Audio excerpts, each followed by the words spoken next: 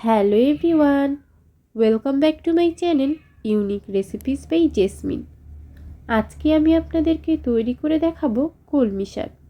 তাহলে চলুন আর দেরি না করে কলমি শাকের রেসিপিটি তৈরি করে ফেলি।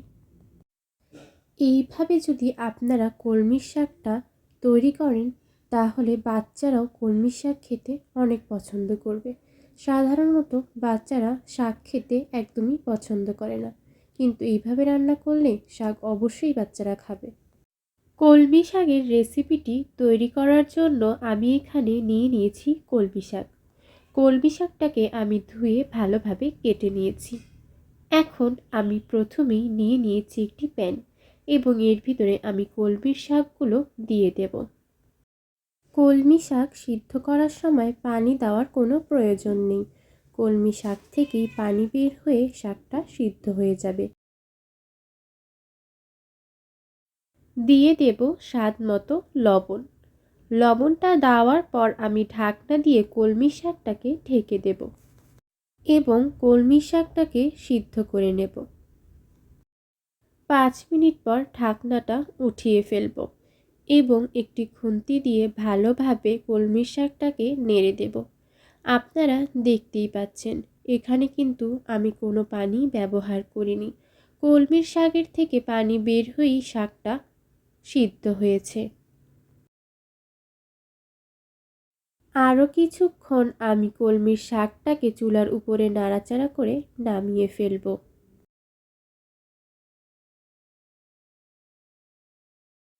শাক ভাজি করার জন্য আমি প্রথমেই নিয়ে নিয়েছি একটি প্যান এবং প্যানের ভিতরে দিয়ে দেব 2 চা চামচ তেল, দিয়ে দেব 1 চা চামচ রসুন কুচি এবং 1 টেবিল চামচ পেঁয়াজ কুচি এবং দিয়ে দেব 7-8টা শুকনো মরিচ। শুকনো মরিচটা দেওয়ার পর খুন্তি দিয়ে আমি পেঁয়াজ, রসুন এবং মরিচটাকে তেলের ভিতরে ভালোভাবে ভেজে নেব।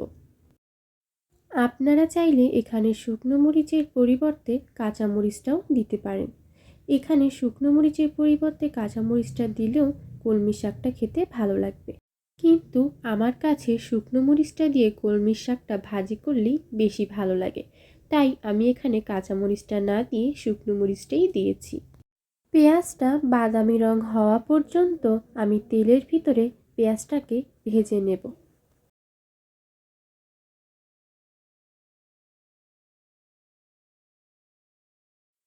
পেঁয়াজটা বাদামি রঙের হয়ে এলে এর ভিতরে আমি দিয়ে দেব একটি ডিম। ডিমটা আমি পেঁয়াজ, রসুন এবং মরিচের সাথে ভালোভাবে ভেজে নেব।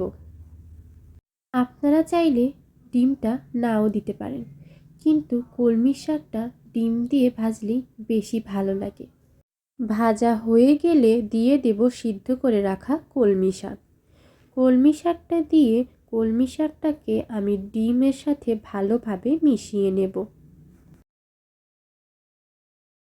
এবং 5 মিনিট আমি কলমির শাকটাকে চুলার উপরে নাড়াচাড়া করে ভেজে নেব।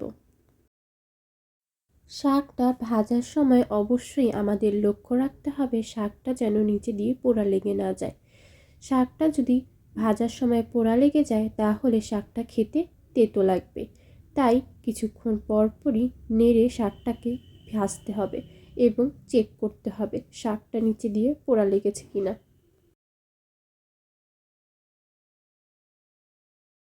কলমির শাক তৈরি হয়ে গেছে, এখন আমি শাকটাকে নামিয়ে ফেলব।